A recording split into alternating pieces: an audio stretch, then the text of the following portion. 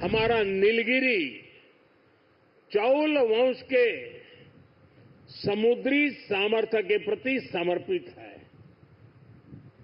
सूरत worship उस कालखंड की याद दिलाता है जब गुजरात के पोर्ट्स के जरिए भारत वेस्ट एशिया से जुड़ा था।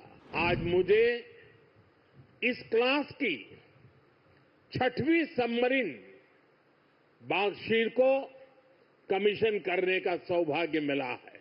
21वीं सदी के भारत का सैन्य सामर्थ्य भी अधिक सक्षम हो, आधुनिक हो, ये देश की प्राथमिकताओं में से एक है। जब भारत का सैनिक भारत में बने साजो सामान के साथ आगे बढ़ता है तो उसका आत्मविश्वास भी कुछ अलग ही होता है। साथियों, आज भारत की समुद्री विरासत नेवी के गौरवशाली इतिहास और आत्मनिर्भर भारत अभियान के लिए भी बहुत बड़ा दिन है। छत्रपति शिवाजी महाराज ने भारत में नौसेना को नया सामर्थ्य दिया था, नया विजन दिया था।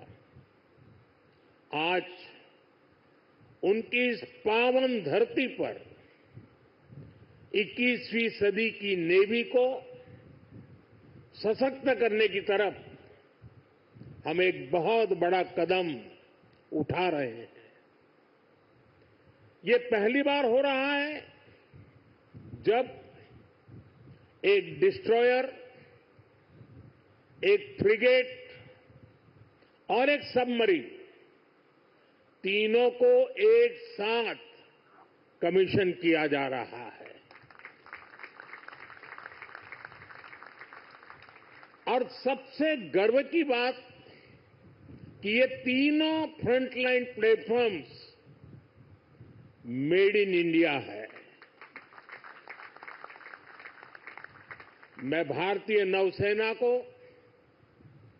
इनके निर्माण कार्य से जुड़े सभी साथियों को, इंजीनियर्स को, श्रमिकों को और पूरे देश को बधाई देता हूं।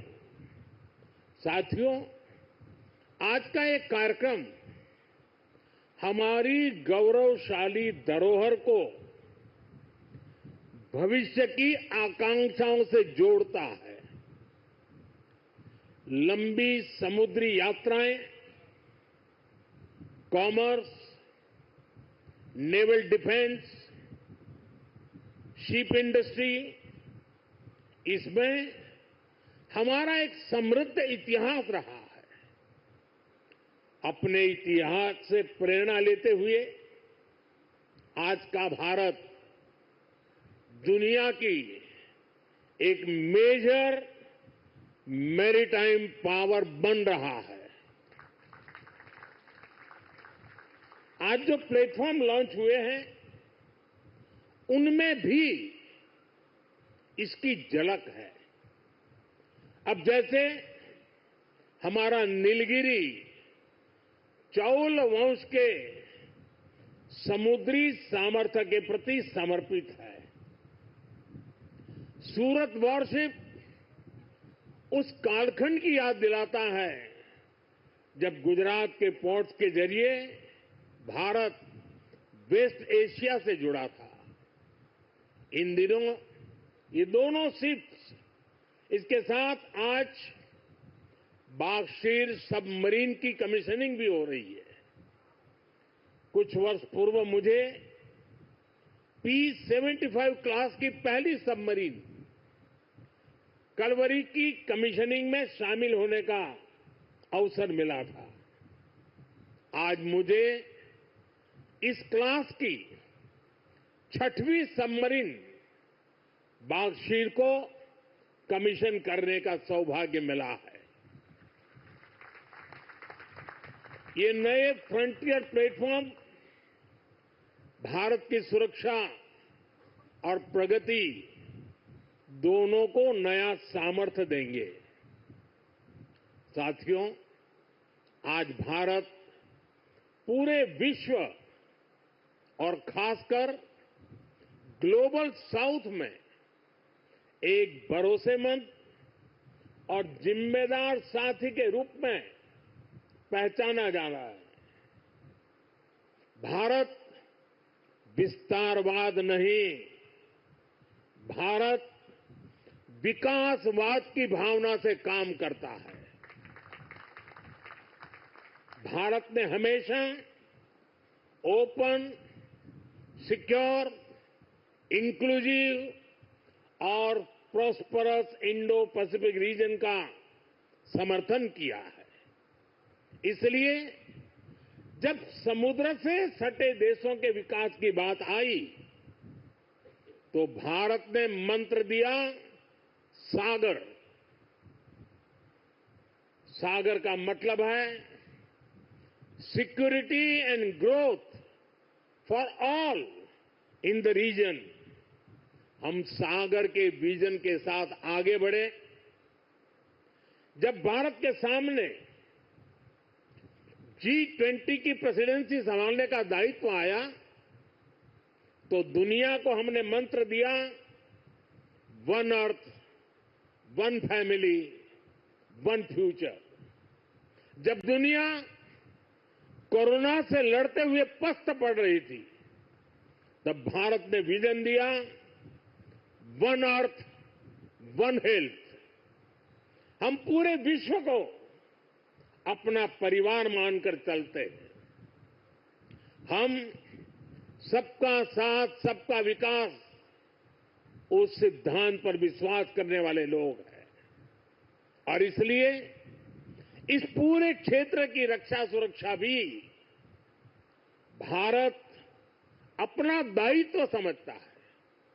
साथियों, ग्लोबल सिक्योरिटी, इकोनॉमिक्स और जियो पॉलिटिकल डायनेमिक्स को दिशा देने में भारत जैसे मैरीटाइम नेशन की भूमिका बहुत बड़ी होने वाली है।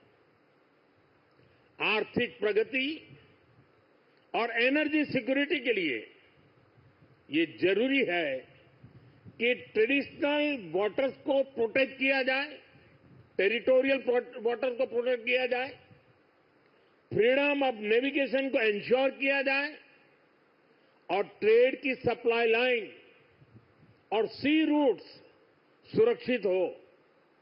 हमें आतंकवाद, हथियारों और ड्रग्स की तस्करी में इस पूरे क्षेत्र को बचाकर रखना है। इसलिए आज जरूरी है कि समुद्र को सेफ और प्रॉस्परस बनाने में हम ग्लोबल पार्टनर बने। हम लॉजिस्टिक की एफिशिएंसी बढ़ाने और शिपिंग इंडस्ट्री के लिए काम करें। हम रेयर मिनरल्स, फिश स्टॉक जैसे ओशन रिसोर्सेज का दुरुपयोग रोकने में और इसे मैनेज करने की कैपेसिटी डेवलप करें। हम न्यू शिपिंग रूट्स और सी लेन्स पर अब कम्युनिकेशन को खोजने में इन्वेस्ट करें।